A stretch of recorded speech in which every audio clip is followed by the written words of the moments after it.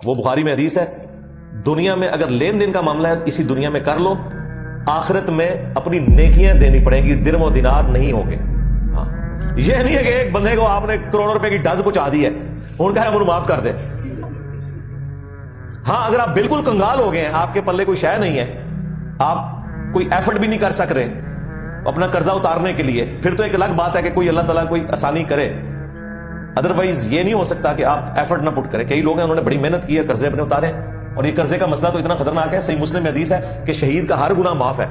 قرضہ اس کا بھی معاف نہیں ہوگا۔ جی ہاں، اور بخاری مسلم میں حدیث ہے اگر کوئی مقروض کا جنازہ آتا تھا نا، نبی علیہ السلام وہ جنازہ بھی نہیں پڑھتے تھے، آپ کہتے تھے تم پڑھ لو میں نہیں پڑھوں گا۔ پھر اللہ نے جب وسعت دی، بخاری مسلم کے الفاظ ہے، پھر نبی علیہ السلام بیت المال میں سے اس کا قرضہ اتارتے تھے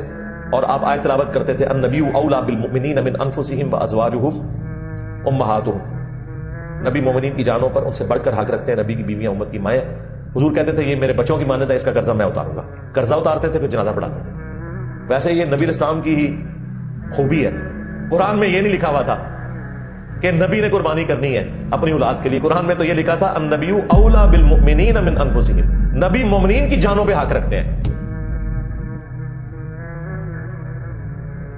لیکن حضور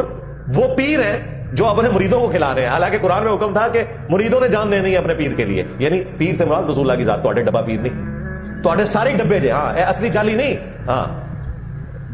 اے سارے ڈبے جے، اصلی شراب اور جعلی شراب، اصلی بھی حرام ہے جعلی بھی حرام ہے۔ تو نبی علیہ السلام پھر قرض اتار دیا کرتے تھے، تو یہ قرضے کا مسئلہ سینسٹیو ہے۔